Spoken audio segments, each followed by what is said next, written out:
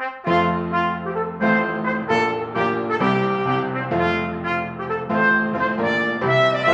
and welcome to Politically Incorrect Knitters. My name is Ann Pinkava, joined as always by the lovely Deplorable Knitter. And this week's episode is sponsored by Chicken Lady Fiber Arts. You can go to her website, chickenladyfiberarts.com, for 20% off your order with the promo code PIKGreen20. You can check out her banned books line, her local made Grand Valley yarn line, and she has lots of different American made yarns as well as this lovely here, which is Sweet Maple. Very nice. So yeah, Chicken Lady has some gorgeous yarns. Make sure you check them out. And speaking of Chicken Lady, you want to tell them about the giveaway before we get into all the other stuff and we forget? Yes, because my stuff finally came for a giveaway, but the lovely Lynn has given a $25 gift card to her store, and I'll be giving that away on Instagram along with Cody Schlegel's book Odyssey Tale, which very luckily was not on a train in California, or if it was, they sent another one because it was pretty late. But yeah, that will be on Instagram, so check that out and comment below the post. I think we're going to do it the same way we did our first giveaway, which was you can comment on our videos and be included in it. And if you're on Instagram, make sure you like and follow both of us, because that will get you in. If you only like one of us, then too bad. Sorry. I hope you like both of us, though. I think Ann and I are a good pair, but you never know. But yeah, so we have a book from Cody Schlegel and Chicken Lady, $25 gift card. So good luck, guys. That's going to be awesome. Yeah. So why don't you tell us about what you've been working on this week? I finished the Canadian beanie pattern, and it's out there. And in the pattern, it's not just the beanie, but there's also a beret version that's in there and a headband as well. Cool. So it's kind of a multi-pattern that way. And it's only on Etsy right now because Lovecrafts have this. I submitted the pattern to Lovecrafts, but it says, oh, sorry, our staff is in the Ukraine. So that won't be processed for a while. So hopefully that will happen eventually. But right now it's on Etsy. So woohoo. That's awesome. I love it very much. And the little birdie told me that you finished something else. Oh, yes. And then I said, and then this is how bad it is. I dated myself because I said to Ann, do I need to check under your bed for a pod? And she kind of didn't get my reference. And please tell me that you guys know who the pod people are, because I think Ann's been snatched by them. She wrote a pattern. She designed a pattern. She wrote it and uploaded it within the time that she said she would. And I just don't know who she is anymore. Well, to be fair, I mean, I thought I probably said I would get it done sooner than that. But as far as I go, that's record speed. Exactly. But anyways, so I have, ta-da, I have the Comfort Fade cardigan. Let me see if I can get this actually looking nice on camera. But yeah, it's huge. It's lovely. Yeah, it's nice. It's very pretty. And yeah, I have like a million ends to weave in, and I'm still going to put pockets in on the front. So I have to kind of put afterthought pockets on it. Yeah, I don't know about afterthought pockets. That's not something I've ever done. So good luck. Godspeed. Well, it should be fun. I mean, I've done like an afterthought heel before, so I think it's gotta be the same, just instead of decreasing it, just making it square. So yeah, that'll be good. I got nothing for you, so good luck. I don't know. Anyways, but the Comfort Fade cardigan, which is a little longer, I guess. But yeah, it's an overdue Christmas gift. So, you know, it's only the beginning of March. That's fine. At least you got it done. I mean, can't really complain. It's a handmade gift, you know, you get what you get. Well, it's lovely. Like a lot of it's alpaca and it's really fluffy, and I like how the different browns go together, but you know, still late. Had to make a Canada beanie in the middle of that. And now also there's a couple people, you know, I got it out And they're like, oh, you should do a Ukrainian hat. And I'm like, no, I have to get working on Taiwan. What are you talking about, Ukraine? That's just like a hop in the middle. What are we doing? And Yeah. Guys, if you want to make a Ukrainian beanie, take your favorite beanie pattern, knit half of it yellow, switch to the appropriate blue, and finish it in the pattern. There, I did it for you. there you go. No, but that's the thing though. That's all you need to do. It's like, though, gonna do Poland next. Like, though Poland has a pretty cool eagle. That'd be difficult though, but that'd be fun. But yeah, that most Polish flags though only have the two colors. So you can get on that pretty quickly. It's all right. Yeah. That's fantastic. Thank you, Anne. Yeah. Otherwise, yeah. I already kind of have a Taiwan pattern together because I made that sweater, but I don't really want to figure out measurements for a sweater, which may be lazy of me, but I knit the sweater once. I don't particularly want to do it again. I don't know. And so yeah, I'm planning on doing a Taiwan hat, and I don't know if there's going to be like an outcry, give me the sweater. So it's not very likely. Well, I got a solution for that too if there is an outcry. Find your favorite cardigan pattern. Follow Anne's instructions for doing intarsia in the round, or, because it'll be the same. You're going to be going back and forth, and put it on your favorite sweater. Ta-da! Like how I'm a problem solver today. I'm not always, but I got you today. I know, it is absolutely perfect. And so, anyways, I'm futzing around with, how I'm going to do the hat. And it's like, okay, flag on the side, which is basically going to be exactly what I did for the sweater, except the sweater wasn't bulky and this will be in fingering. So lots of size difference. Or otherwise, I'm putting the sort of sunburst that it has on the corner of the flag on top of a hat. I'm like, that will be cool. But I'll still have to write Taiwan on the side because if I hadn't looked it up, I wouldn't know what Taiwan. But yeah, that if I don't write Taiwan on the side, people are gonna be like, yeah, I don't get it. I'm sorry. Yeah. But anyways, sorry. No reason to be sorry. I have a lot of stuff to show, but I haven't done much knitting. Right now I'm working on a little pair of mitts, and I am going to get to the end of the row before I put this down. Because if you don't, your DPN falls out, and then everybody gets mad. I'm sure you've all done that before. But it's a little mitt cuff right now. And it's gonna, when it grows up, it's gonna match this one. And so this is not my pattern. This is, I got it from the site that shall not be named 20 years ago or whatever. Okay, it wasn't around 20 years ago, but forever ago. But I wanted to talk about it just a little bit because this yarn is yarn that I dyed when I started learning how to dye, and I know what I was doing. It's been languishing in my stash because every time I went to knit it up, it was just ugly. And so I wanted to kind of just show that this yarn that often looked ugly in anything else I tried to make really turned out super cute in this pattern. So if you have one of those skeins languishing, there's a pattern for it. You'll find it. It looks really pretty in its hank or its cake and stuff, but every time I would knit it, and I'm not a fan of pooling, which is probably why I hated it so much. But yeah, so it's just the super cutest in these little mitts that are going to be for my niece. So there you go.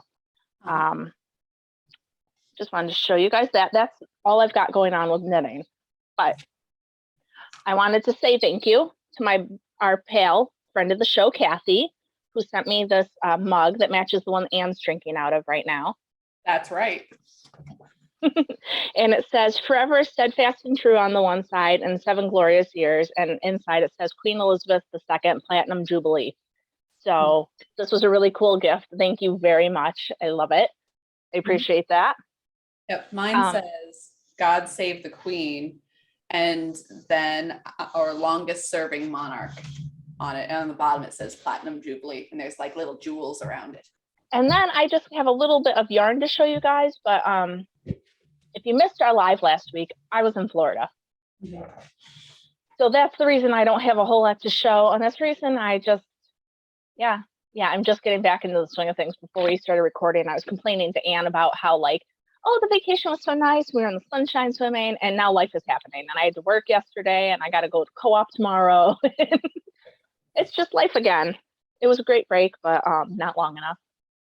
Oh, Yep. and me and my oldest and I, not me, my oldest, we had a head cold when we traveled down. We drove. So for 2 days in the car, we had a head cold. And then like the first 2 days of our vacation. So that's probably the other reason why I'm feeling a little out of sorts, because I didn't get enough vacation because I was so tired, you know, because I didn't feel great. But it's life. What are you going to do? So while I was in Florida, I went to the incorrect yarn shop. I did not know. I will do better next time, guys. I went to A Good Yarn. I think that's what it's called. A Good Yarn in Sarasota. And I got 2 skeins of Baroka Ultra wool, which I love. I use it for a lot of stuff. And I got these 2 colors to go with this skein of La Bien-Aimée hand dyed. And I don't know what it's going to grow up to be, but I love everything about it. Although I'm not sure that these people are our friends. Now that I've done more research and I'm not in the store, I'm a little iffy, but you know, like I said, next time I'll do better. I was there touching it and I went, it's so pretty. And I haven't been in a yarn store in 2 years. So I think I lost my brain for a minute. right? It's all so beautiful. Oh my gosh, it's so squishy. Right. So that happened. And then when I came home, I had a present in the mail, which I had ordered on my, I don't know if you guys do this. I am the worst. If I wake up at like 3 or 4 in the morning, I will cruise around on my cell phone and I will like buy things. So Sweet Mountain Craft said, hey, that 2 Sisters and Some Yarn colorway, I'm putting that out in a DK set. And so if you're curious, this is what it looks like in the DK set. It is very pretty. It is very pretty. And these are my colors. I actually have another skein of her yarn right here. A little bit out of control, but it's got the same blues and purples in it. So I'm going, ooh, I can use them all together. Aren't I lucky? So yeah, I got some yarn. I got some, did a little bit of knitting. Yeah, I had so many plans. I had my knitting bag packed. I was going to get so much done. And then for like 3 of our 5 vacation days, I didn't feel good. And then I don't know if anybody else has this problem, but I have a tendency to get car sick. Oh, yeah. So I can only knit a little bit in the car. Like some people are like, oh, a 24-hour car ride, that's the best. I could knit a sweater. Yeah, I knit like part of that mitt in the car. In 4 days. We drove for 4 days and I knit like half a mitt that I've knit this portion of this mitt while Ann and I were talking for a half hour. So that goes to show you how good I am at knitting in the car. It's not great. But hey, life, what are you gonna do? And now one of my kids gets car sick too. And we thought, first hour of the trip, we thought we were gonna have to abort it because in the back seat, they were, you know, translucent and they kept going, I don't feel so good. And I'm going, oh my God. But kids Dramamine works. And so we were fine. But yeah, you don't really want to start a 24-hour car ride with your kid going, I don't feel good. It's bad. So anyway, those are my stories. These are the jokes, man. So what do you want to start with, Anne? But you want to start with State of the Union? Yeah, so friends, I took one for the team. And this morning I got up, I woke up early. And so I was knitting because that's what I like to do when I wake up early and nobody else is talking to me because I like that. But then instead of enjoying my peaceful, quiet time, I thought to myself, hey, great idea. I'll find the State of the Union on YouTube and watch it. Only good thing I can say about it is that you're able to speed things up in YouTube. So I watched it at 1.5 times speed. So therefore it was really short and Biden seemed really coherent, but it's probably just because he was talking so much faster than usual that it wasn't as obvious what he was. There was a lot of slurred words, so I'm sure you heard them faster and together. So it made, wow. Yeah. So I got the impression that he was actually pretty lucid, but I really wanted the content. I wasn't, I mean, we all know that he's like drugged up to do those things. So that's not what I was worried about. I wanted to get what he talked about. And so I watched it, go out to my husband who's watching the news, and I say, you know, it sounds like Biden accidentally picked up a Trump speech. Yeah. That's what a lot of the things in it sounded like. I was surprised, but they were done poorly. And, you know, there's not going to be any follow through on them. So it's kind of like a Trump speech, except like the poor man's version, I guess. Yeah. Yeah. I thought it was very, because like you said, it was like, oh yeah, we're going to have made in America, rah, rah, rah. And it's like, okay, so what policies do you have there that make made in America feasible? It's like, oh, well, it's there's only 4 meat packing plants in America. It's like, oh, well, yeah, there should be more meat packing plants. I'm for that. That's awesome. It's like, and because of that, they've been hiking rates on people and it's terrible. We're going to make them hate. We're going to make it so they can't do that. And I'm like, you know, but just spitballing here.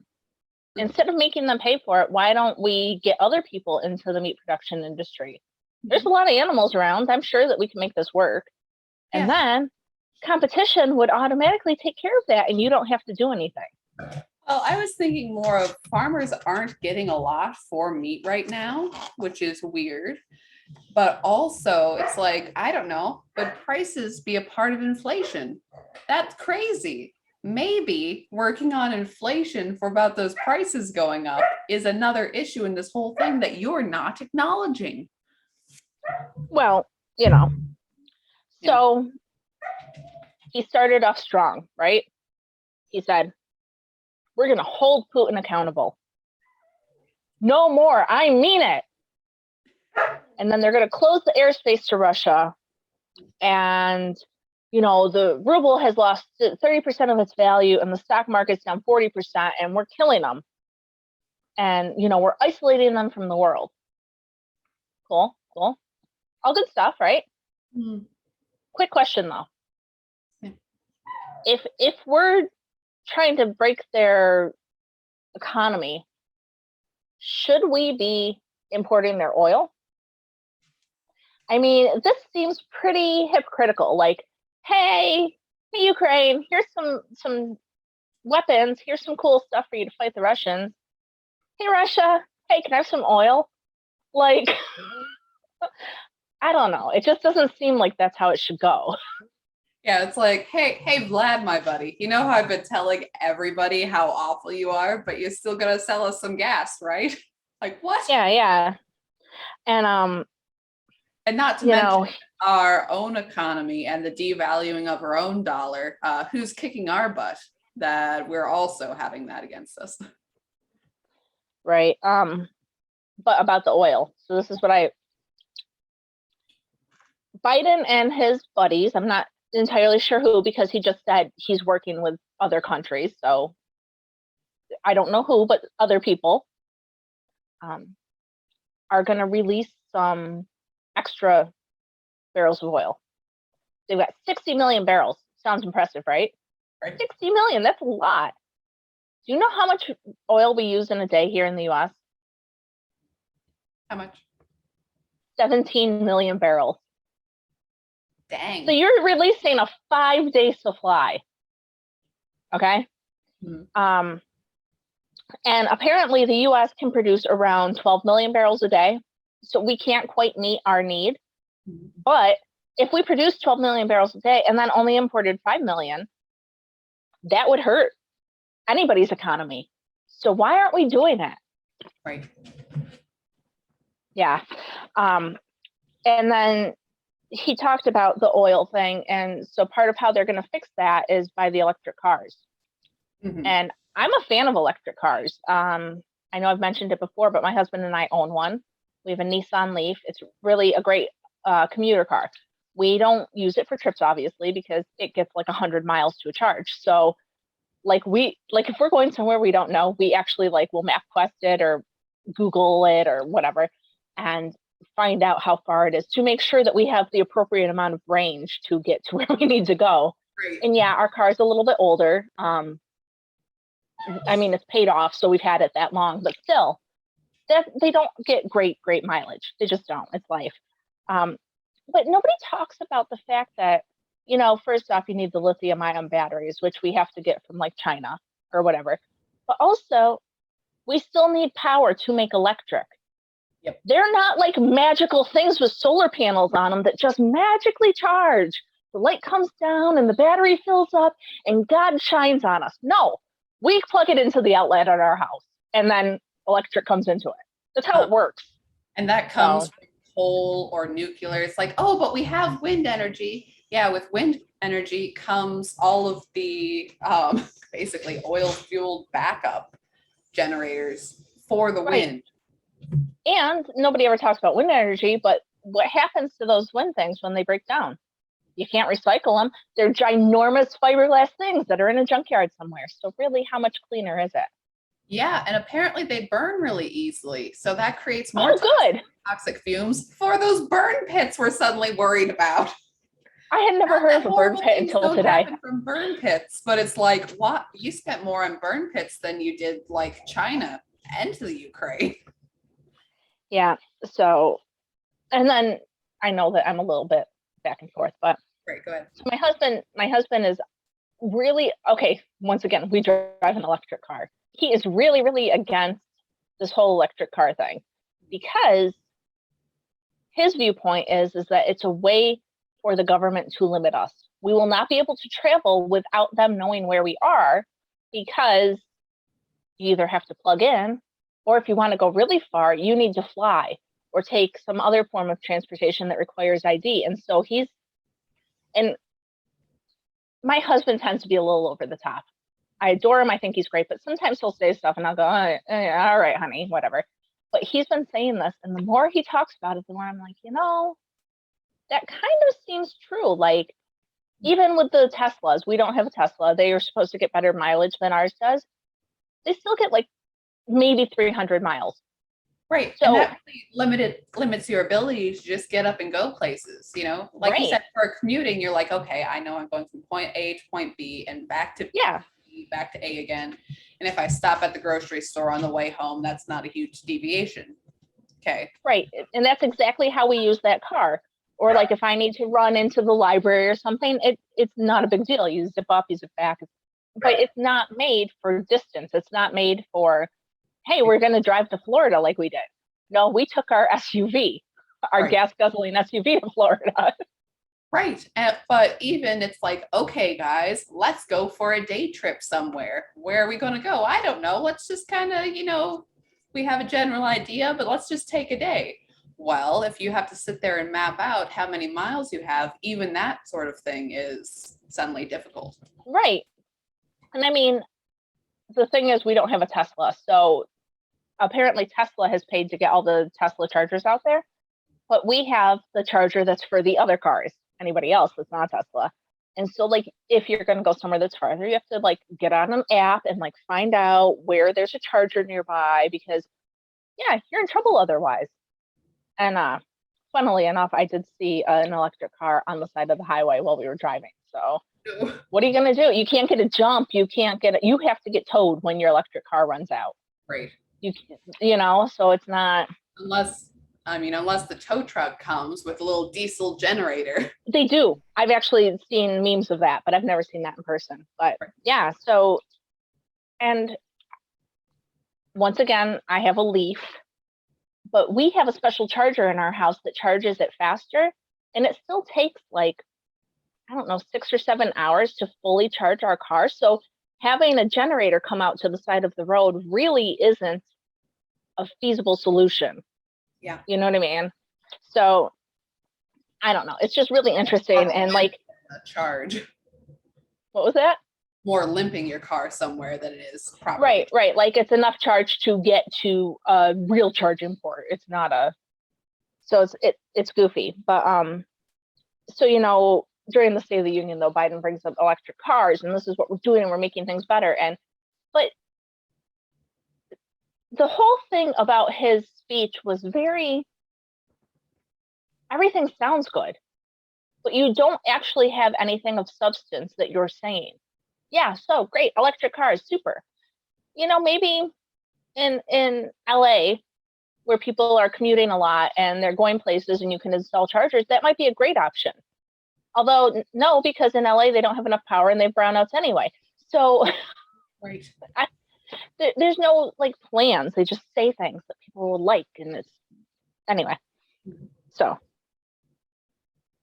Well, and that's the thing too, that I mean, the last State of the Union was Trump's, because there was, at the beginning, Biden's like, oh, well, we're, because COVID prevented us last year. Didn't really, though. It was kind of weird. We all said it was weird. It wasn't really a COVID thing that you weren't here. But that the previous one was Trump's, and Trump brought people and then told their story when he talked about them. Like, he kind of pointed like, yay, this is the Ukrainian ambassador, and yay, this is some kid with diabetes. And then there was a wave, but Trump came out, he told people stories, but he said it from this is a person who this happened to, and we have done this to help them, and we will do this. Right. And the diabetes kid, that's, I have a friend whose son has type 1 diabetes, and I should ask her, like, is it as bad as everybody says? Because, I don't have experience with that. But, he's trotting out this kid. Well, that's exactly what Trump said in his last speech. So yeah, Trump wasn't. The paying for medical things was a Trump era that he got that through, so you wouldn't be overcharged, so America would not be overcharged compared to other countries in the world for medical costs.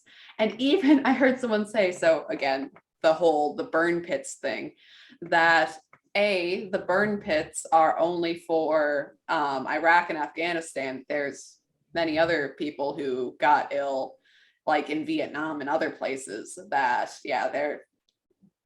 their families are high and dry and medical care and the rest of it. But also the VA started doing stuff about this in 2019. Who was president in 2019? I don't know, Ann. I think that you're just making that up. Yeah. But so Biden said he wants to cut the cost of insulin, that we're paying way too much for it.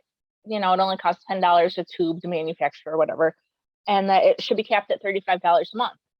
Cool. What are you going to do about it? Like, that's great. I could say that I should, run a mile every day.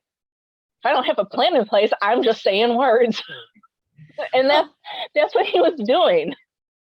Right. Well, his whole thing about minimum wage too, that it trotted out the same old crap. It should be a $15 minimum wage. I'm like, $15 is starting wage at a lot of places now because they can't get people. Also, service has gone down. Have you realized that? Miss my fries? I'm ticked, except not super ticked, but a little. Well, I mean, my brother just took a job managing a restaurant, and they have a breakfast service that starts at 5:30 in the morning. He cannot, for the life of him, get somebody to fill that shift. He, as the restaurant manager, is serving breakfast at 5:30 in the morning because nobody will take that shift. Yeah, that's a lot of things all over too. That was in a gas station the other day, and I happened to know who the owner was, and he was working the front counter. Like, you don't have people, someone's got to work the till.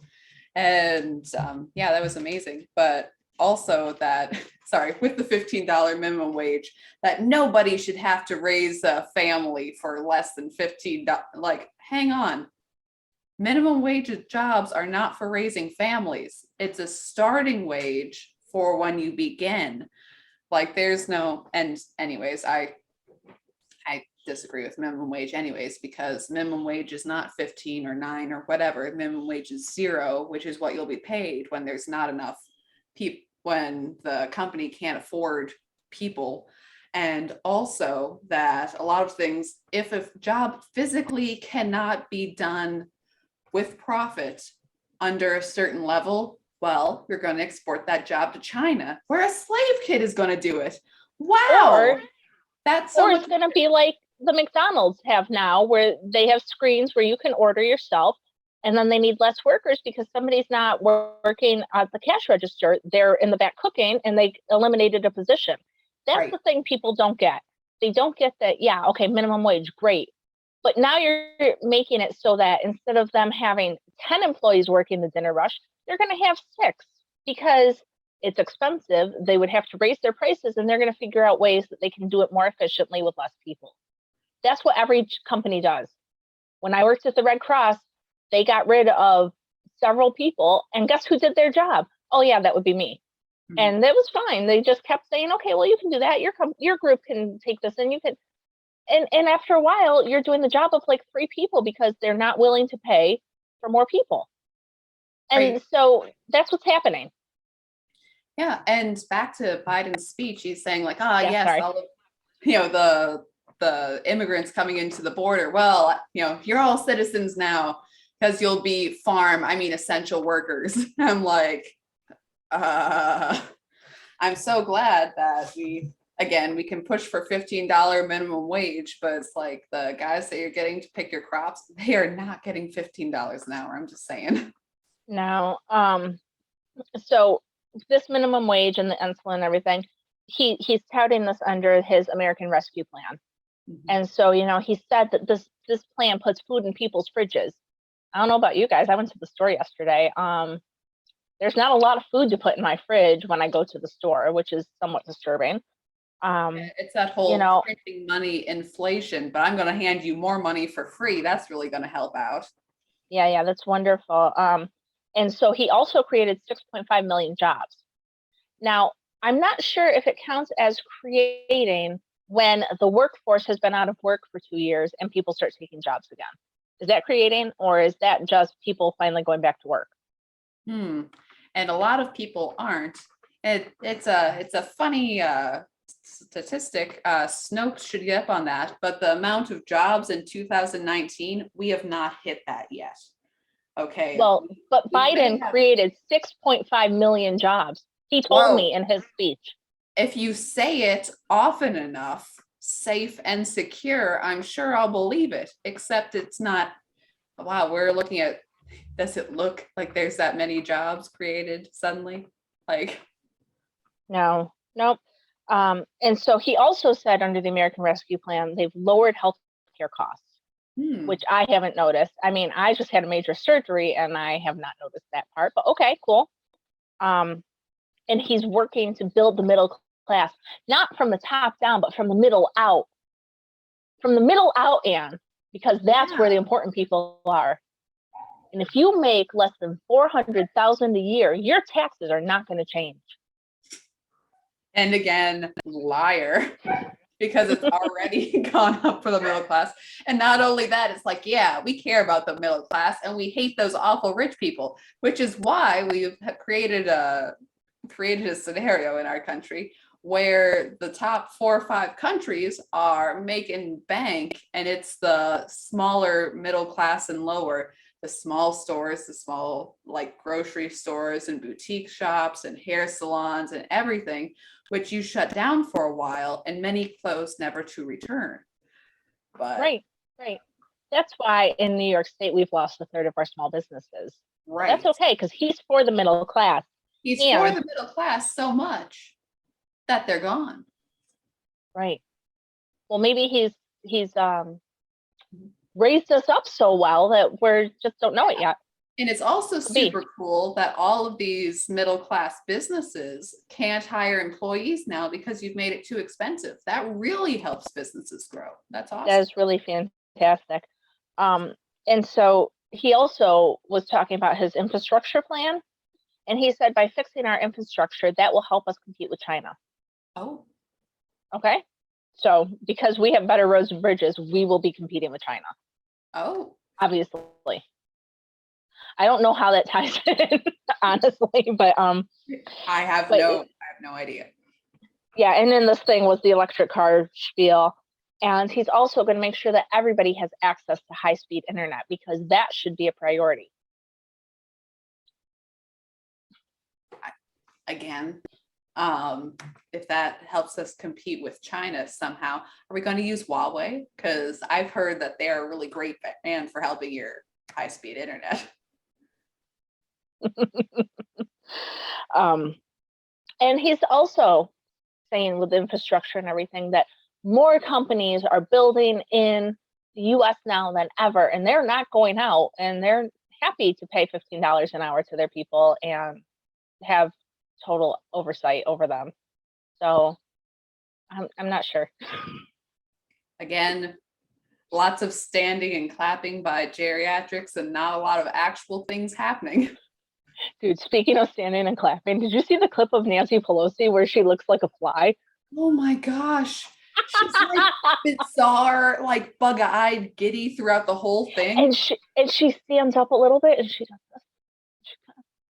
Yeah, And then she like sits back down. It was weird. I know, I think that was during the burn pits thing. So she's like bizarre and like hyper and giddy. And then you have Kamala with the slightly concerned look of a woman who has no idea what's going on. Like she that is high, a look honestly. complete blank of. She looked like she was like not all there. Yeah, it's like she a little something before it started. I've heard I have to look slightly weepy and concerned through all of this to show how serious I am. And also every time I laugh, it's bad for ratings. So every time she laughs, it is super creepy. And it's a smaller nation, and Russia attacking it is the bigger nation. And for you that don't know at home, that was something she truly said. She really said that. She was at like a group talking about Ukraine, and that was her contribution to the group. And once again, I will say, what did she take beforehand? Perhaps we should get some. I know. Because if I can go around and nobody's going to question me if I say things like Ukraine is a small country and Russia is a big country and Russia went into Ukraine, then I'm all for it. Yeah, like was that her script to explain foreign policy to another group of fourth graders who are actors? Like, I don't know. They'd all smile and be like, "Wow, that's a good one." No, she's creepy. But Biden is also going to cut the cost of childcare. Oh. Because, these poor moms have been forced out of the workforce during the pandemic. And that's true. People have been forced out of the workforce during the pandemic. But I think it's more because there wasn't actually available childcare because everything was shut down. So as a parent who has to work, what are you supposed to do with your kid who can't go to school and can't go to daycare? Right. So it's not what he was saying it was. But it should be no more than 7% of a person's income.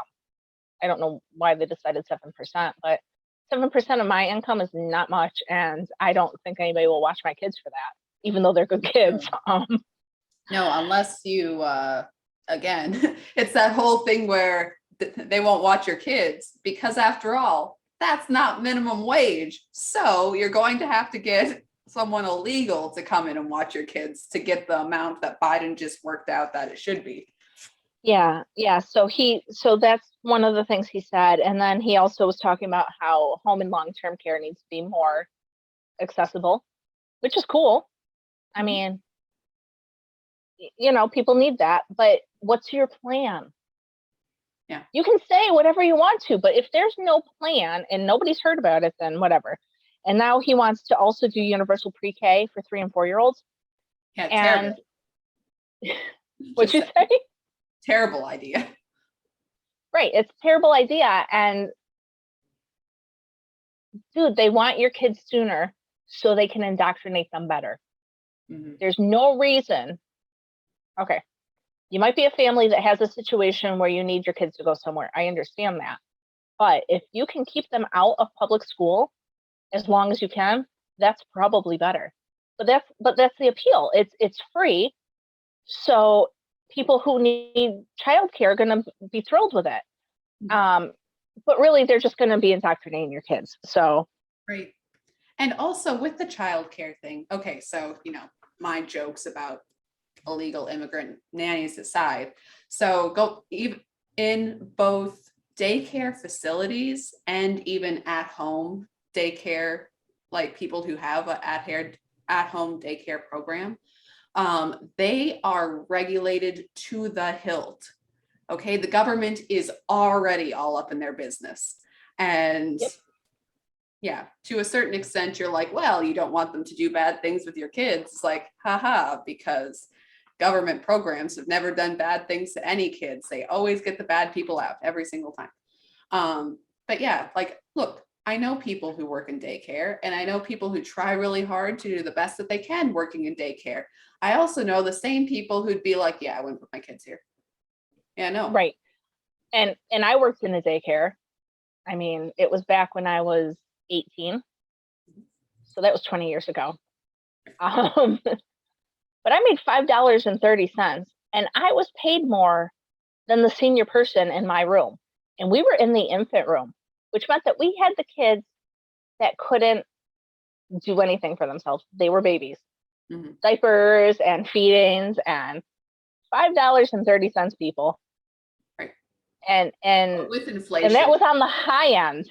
But still, that was on the high end. Right. Like, so even though the people are probably good people there, it's not enough money. I was in that job for, I don't know, a few months, and I was like, this is not worth it. I think after like my third or fourth kid had like the explosive baby poop that they get it all the way up into their hair and down their back, and that was about when I said, I'm done with this, but good luck. Because that's the thing that happens, Anne, if you don't know. It's fantastic. Babies are gross. People are gross. We've covered this. Yeah. So he also talked about the new mask guidelines. So they're all the stores I go into now are like, if you're fully vaccinated, please feel free to come in without a mask. If you aren't, it's still recommended you wear one. Recommended by who? Yeah. Didn't they just say that masks don't work? Yeah, like, congratulations, everyone. The science changed. Okay. Even So SNL did a sketch saying like, I guess the vaccines are maybe not as effective, or the masks really aren't as effective. I'm like, wow, things are getting wild. I'm surprised. I was in Walmart yesterday, and so I've been shopping in my Walmart without a mask on since she started the second mandate, which was not a mandate because it was never written down, but we've already talked about that. But a few people still had masks on, and everybody else was barefaced. And I just, like, I would love to talk to these people who were wearing masks up until the day she said you don't have to anymore, and then stopped wearing them. Like, do you really believe that, like, something has changed? Like it's an arbitrary date that the governor, who's not a scientist or a doctor, has just said. She's just said, hey, now it's okay. Like, do you really believe that, or are you just going along with it? Yeah. And honestly, I almost have a little bit more respect for the people who still had their masks on, because at least they're sticking to their party line. Like, yeah. I'm going to wear my mask. This is what I'm doing. But I don't get it. Oh, I've seen that. Yeah. I've seen that here too, which, again, no mask mandate, but that it was weird that there was an uptick of people wearing masks again, where they were pushing the Omicron thing again. Mm-hmm. And then it's like, and it's gone back down. It's like, there's still some, but I don't know. It's always odd to me. But I just, like, it happened like last week, or like, I haven't been to the store since it happened, probably because I was in Florida, where the only place I had to wear a mask was inside that liberal yarn store. So my bad for going there. But but like, what happened? Like, really, the day that it was okay, do you really believe that it's okay now? Like, are people that brain? That's something I really want to know. Do they really believe that there's some reason that now going forward it's okay? Mm-hmm. Or are they just going along with what people are saying to not cause waves? Right. I don't know. But, so Biden's talking about masks, and, we're doing so great, and people should continue to get their vaccines, and they should continue to get their boosters. And, you should get tested. And he wants to give us the free Pfizer pill. So if you go to a pharmacy or something and you come back with a positive test, right there at the pharmacy, they're going to give you a free pill that will heal you. Cool. But who's paying for it? Nothing in life is free. Mhm. Yeah, the Pfizer kickbacks are pretty incredible. And it's wonderful, I think, that the government is paying for all of this and Pfizer makes all the profit. It's a great system. Good for them. Yeah, it's a great system. I wonder how many people in the government have stock in Pfizer. Just be interested to see. They're giving out their free tests. So to go along with your free pill, you can have a free test. I think to get the free pill, you have to have one of their tests, not like the at-home test, but I'm not sure. Kids in school, no masks in school anymore because the science has always said that kids were never at risk in school, but we finally loosened the reins so you can take your mask off your kid. Yeah. Freaking nonsense, dude.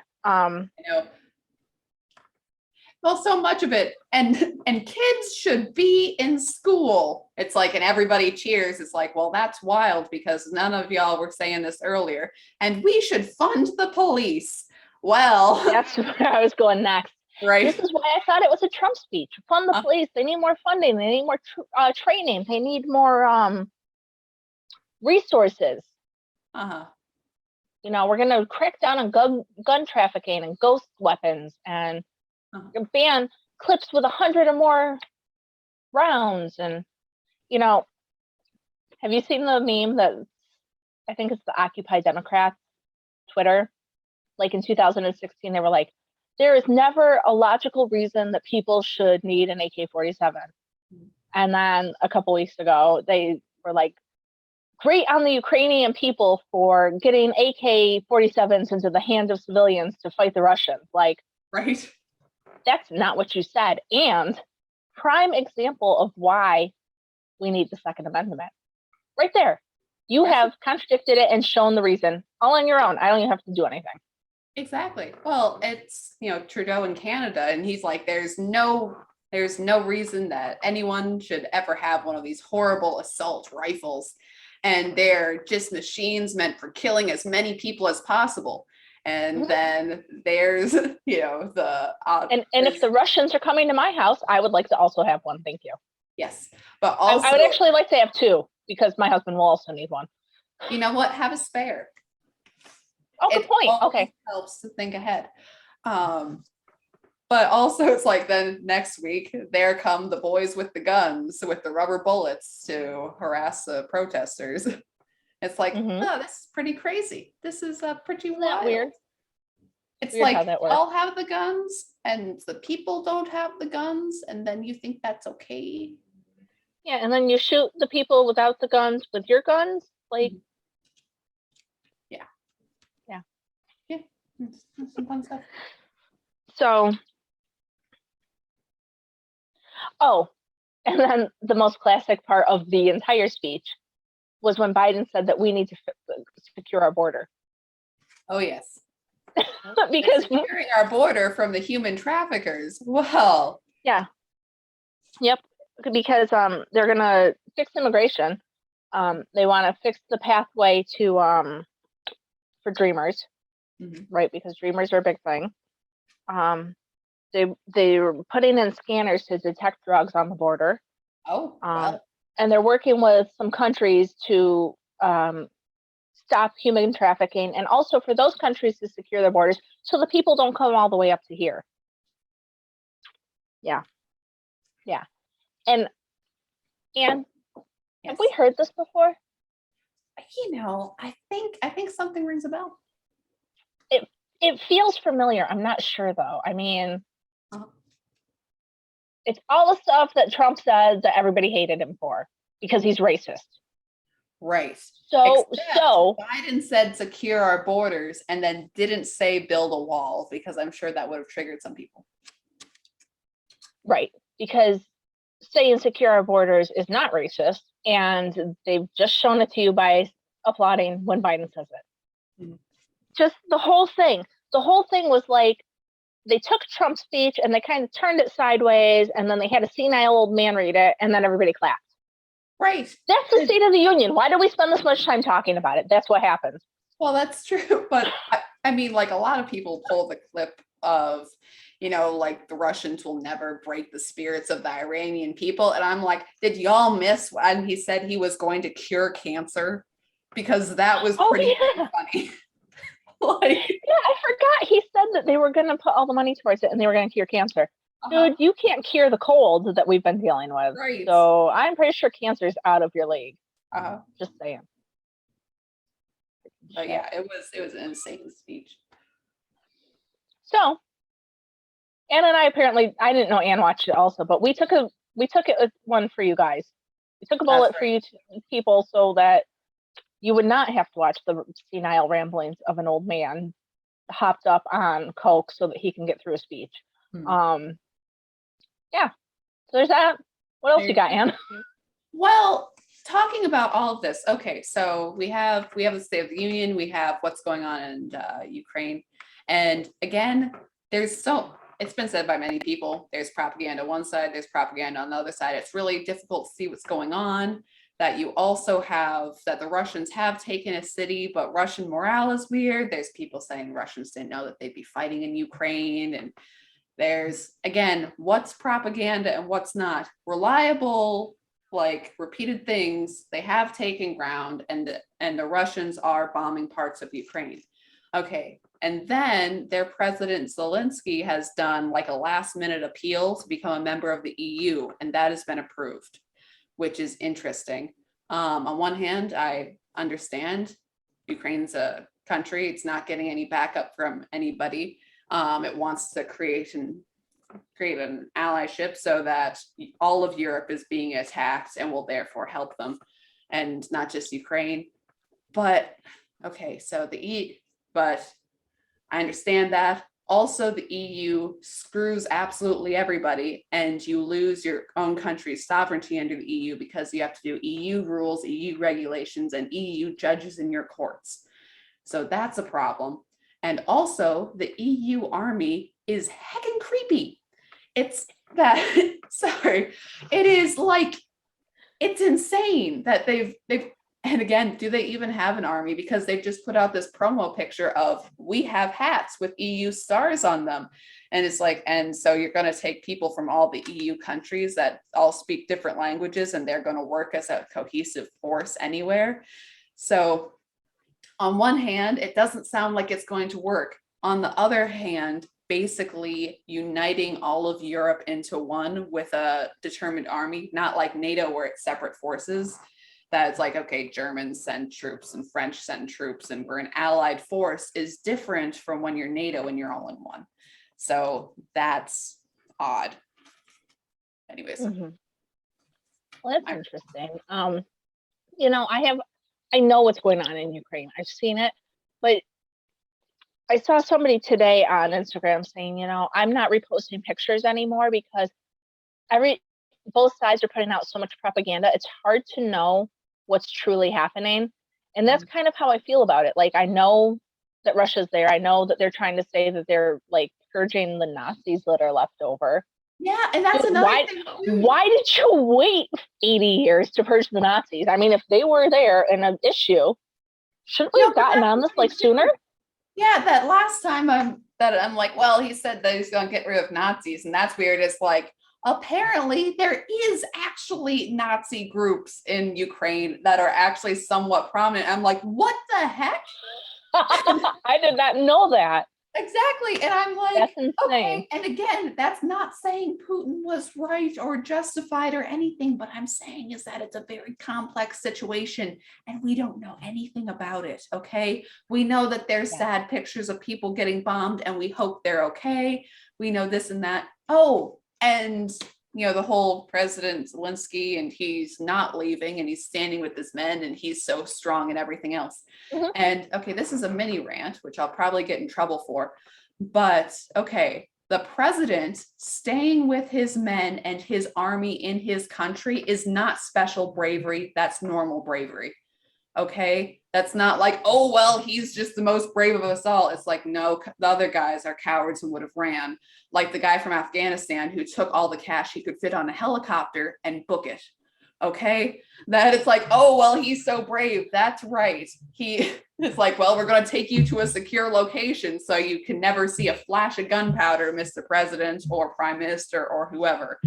That it's old fashioned, but it's Winston Churchill standing out when the Blitz happened and the bombs are coming down. Why? To prove to people that he is not afraid and he's going to do what needs to be done.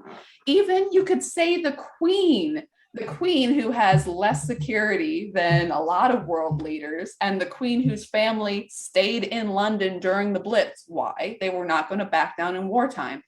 And the whole thing, okay, so sorry, still a rant, but I was listening to this clip, and it was from this reporter who was that he was in Ukraine before, really thought war was going to happen, and had to walk to Poland, and he was on Beck, which is kind of my first mistake because I get really irritated with Beck, but whatever. Other people like him, whatever. He was talking with this reporter, and the reporter was like painting this picture of how tragic it was that he was talking to this guy, and the only people they would let out of the country are women and children. It's like, no, that's not, again, it's like the movie Dunkirk, that Kenneth Branagh did, that anyways, that's like, okay, so it's the retreat at Dunkirk in World War II. But they were never like, oh, the Germans are people who want to kill us and we have to make a tactical retreat because they have the jump on us. No, it was treated like a natural disaster that you can only run away from. And it's like, oh, well, they're taking the men to fight to defend their own country. How horrible is that? And it's like, I'm sorry. So your perfect scenario is that the father would run off with the children and just let the Russians come in, because there's over 1 million people leaving the Ukraine right now. If this goes now, there will be no people in there, and Russia can just walk in anyways, no matter how poor their skills are in invading. Like, that it's like, oh, well, it's so rough that the men have to stand and fight. It's like, well, how are you going to win the country back, huh? Wait for other countries to interfere?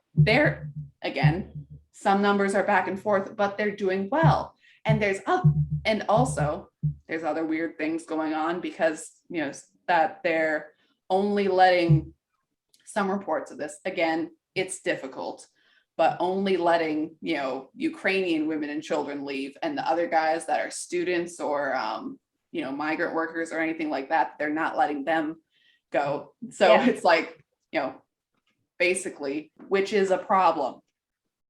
But it's like, it's not a perfect situation. It's the one side are not total angels here. And the Russians aren't great. They're not good people. Okay, Putin is not a good person. But it's like, again, there's a lot of cultural issues between these two groups that it's difficult to just make it a black and white thing. Right.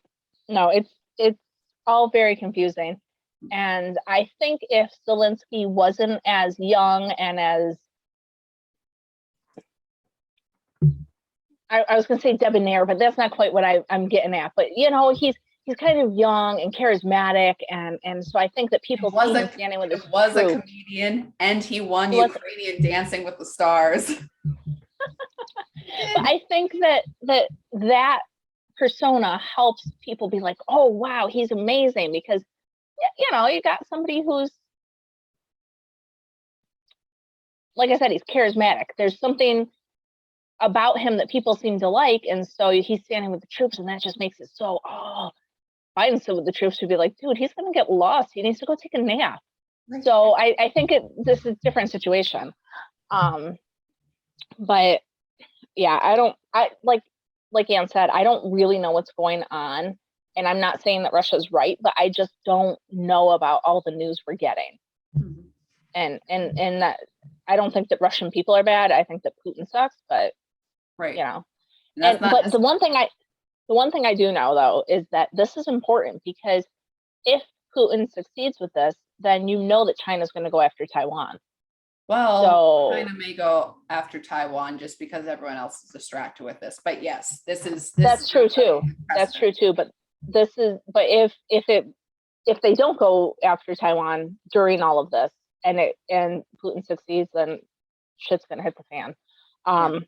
So there's that. And so let's talk about something that's less awful, Anne. Well, the knitting.com thing. Oh, yes. Actual Since we're knitting, and all that. Yeah. Since we're a knitting podcast, there is actually a little bit of knitting news. So two dudes bought knitting.com, the actual domain. They bought it from whomever owned it for $80,000, and they are going to revolutionize the knitting world. Cool, right? I mean, if they want to. Right. But the left has lost their mind about it because I don't even know why, because they said that they were going to make money. Yes. That they were going to be profitable, that they were going to come in, make something better, which, offends everybody, as if what we have right now is just all that in a bag of chips. But also they said shocking things, but, they said shocking things like make knitting profitable. And also, they wanted to create a platform where they would actually pay people for patterns and like make sure that people get, that they've done this before with like adult coloring books and other things. And I guess they weren't prepared for the drama. And they said something that was interesting, that one of their big competitors would be Amazon selling cheap Chinese crap. And they weren't going to do that because after all, you don't want to see Chinese models. And then they were ripped to shreds for that. And then they're like, hey, we're both married to Chinese women and we spend a lot of time in China. And okay, I don't want to buy Chinese crap because it's Chinese crap. It has nothing to do with who's modeling it. Like, I just want to put that out there. Right. Well, I think now I could be wrong, is what they were saying wasn't necessarily like, oh man, I see a Chinese person and I just flip. The pictures when you're on Amazon and it's over bright and it's plasticky and the English isn't very good. And it's like, this is a certain look to it that looks it looks fake and sad and fake. It looks photoshopped. It doesn't look very good. It doesn't look like an authentic product. That's not saying, it's not saying that, oh, it's the Chinese person that makes it look fake. Like, that's not, right. Again, I also could be totally wrong, but still. So people are mad about this. And then these guys, something that's kind of interesting about them is that when they do this, they kind of come out and they're like, hey, this is what we're going to do. And they like, this is how much money we want to make. This is how much we're going to make in a year, in 5 years. And they just put it out there. But they were really surprised by how much like high school the knitting community is. And I read that and I was like, oh my God, like this whole bullying. Yeah. No, and I saw it too as like, oh, well, knitting is really diverse and feminist, and it's not just all white grannies. And it's just like, you are. It's the whole thing of you can only play with us if you fit a certain mold. That it's like, well, knitting is diverse, but also what's necessarily wrong with it being a white granny? Like, right. Look, like, right. They so it's because like feminist, it's like, well, what if you don't fit the feminist mold? Well, you're right out. And that's well, but the reason that they're really so against these two dudes is because they're two cis het white males. They're not trans, they're not gay, they're not any of the phrases that they like to have, and so therefore they're bad. They want to, I don't know, a profitable and they're well-run company that people will actually want to use and probably, I mean, they don't seem like they have any specific political agenda. It seems like they just want to make things go. Right. And I think that that's part of the problem. They're not pushing the agenda, which is what a lot of these feminist knitters want to have happen. They want to have their agenda pushed forward with everything that goes on. And so speaking of an agenda, Stitches is happening. I believe it's this weekend, right? And so there's a person out on the internet who is really into the BIPOC queer thing. And so she has, I think she's a she, but she has set up at Stitches meetups for BIPOC people and for queer people. And if you are not BIPOC, you may not go to that one. And if you are not queer, you may not go to that meetup. And so that's caused a bit of a drama. Also, and a little bit of inside baseball here. Okay, so I saw a comment that was later deleted, that someone did a screen cap of it, saying that they had contacted the people at Stitches, and the people at Stitches didn't know that it was for this reason, that this was a meetup that specifically, you know, that some people were not allowed in, because they have a diversity statement saying that you can't do things like that. And very quickly, that comment and all comments related to it were deleted off the original post. They were deleted off the original post, and the person who runs Stitches came on and said that he supports the meetups. Oh, that's weird. Yeah, his name's Benjamin something. You can find it on the post if you're interested. Whatever. But yeah, no, he just came on and like literally all it says is I support these meetups. That's really weird. It may have been the site organizer, like the site people that they contacted, and not the event. Person talked to it, and it's like, whoa, hey, we were supposed to do that, and then the main guy said, I ain't dealing with this crazy. Nope, they're behind it 110%. So if you are a person that has enjoyed Stitches events, I'm not saying you shouldn't go, but you should also know that if Ann and I said, hey, we're going to do a Republicans only meetup, do you think they would let us? Not even as our buddy Neil took the posts and like edited them. So they said like white people only and straight people only, like not even taking it that far. Do you think if I said to the Stitches organizer, I want to have a conservative event where conservative crafters can come and get together and feel comfortable with each other, do you think they would allow me? Yeah. And if you really don't think so, then I would consider if you should be spending your money at these events. I'm not saying no, but you shouldn't. I love a good yarn event. Don't get me like I went into the bad yarn store. I didn't know, but it's just something to think about. Yeah, definitely. And also, I mean, if you often go to these events, if you're planning on going to this one, I would write a letter. Yeah. Saying, hey, what the hell? Tell them what you think. Tell them that you're not a fan of, because if the shoe was on the other foot and I said, hey, I'm totally going to have a whites only event, people would lose their freaking minds. Mm-hmm. If I went and said, hey, I'm going to have this event where you can only come if you're straight. Yeah. That's just not how this world should be. Right. And also, if you're doing this to promote yourself and your own brand, why would you exclude anybody? Really? If people presumably are coming to see you, really, why? Right. Like, I don't get it. And the person putting it on is like, you don't scare me and this and that and whatever, and I don't even think about you. Great, that's fine.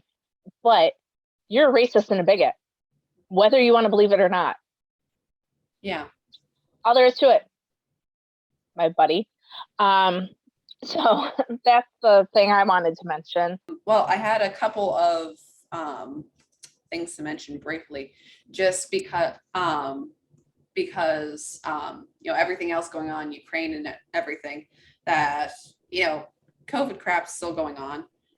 There was a 23-day protest in Wellington, New Zealand, that was just violently shut down by the police. And it was... I hadn't even heard of it. Yeah, that they came in and did the whole jackbooted thug routine. So super cool. And it was another one of those things of, it was great. They were, majority peaceful. There was a few times where people did get violent, and it was the crowd who took care of it before the police even could. Okay, there was that kind of an event.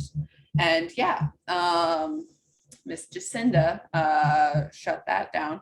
And also in Canada still that Trudeau said, oh, emergency powers, bank accounts are no longer frozen. No, we're all fine. Yeah, the bank accounts are still frozen. And damage to cars by police is not being paid by insurance. And because people have been so blacklisted under like the terrorist funding, whatever, that they cannot bank with anybody now. So that is still an ongoing situation in Canada. There are people going back to Ottawa after it all has been shut down. But yeah, it's not good. And they're also putting through bills in Canada like universal basic income and let's shut down free speech more and other stuff like that. So it's still an ongoing issue, even though that they've stopped things like mask mandates and other things, that there's still vaccine passports are still a problem, still an ongoing thing. Even switching it to digital ID instead of directly vaccine passports is all a major issue, even though, you know, let's all talk about whatever Putin is doing and celebrate kicking Russia out of Eurovision, which is really the sanctions we need right now. Right. Great. It's funny, you know, the stuff that they do when nobody else is looking. Oh, look it, pandemic's over, now there's war, and now they're doing all these crazy like, oh, don't mind us over here, limiting free speech and different things. It's fine. Everything's fine. Anne is hosting our giveaway this month. You will get a $25 gift card to Chicken Lady Fiber Arts and a copy of Cody Schlegel's non-woke book. And if you want to read a book that doesn't have an agenda, make sure you check out Odyssey Tale. Characters you'll love, plot that's fun and interesting and exciting, and no agenda. So make sure you check that out. So yeah, check it out on my Instagram, and you can comment below on videos on either YouTube or Rumble. Yep. And I'll be sharing it on Instagram. You'll have to comment on Anne's post though. And then don't forget to check out our pal, Chicken Lady Fiber Arts. She has some new green colorways in honor of the month of March because, you know, everybody's got a little bit Irish in them this month. And so make sure you check those out. Yeah, there's some self-striping sock yarn. I believe it's called Shamrock Shenanigans. Cool. Yeah, I'll have to check it out. Not that I use sock yarn, but I like to look at it anyway. And you can get 20% off with the code PIK Green 20. Yep. Yes. So make sure you go to chickenladyfiberarts.com and see what she has to offer. And guys, make sure you find Anne and I everywhere. We are everywhere on social media: Instagram, Parler, MeWe, YouTube, Vero, Rumble, Telegram, Getter. I don't know if I missed more, but yeah, make sure you check us out there. And we will see you guys next week. All right. See you then. Thanks for joining us.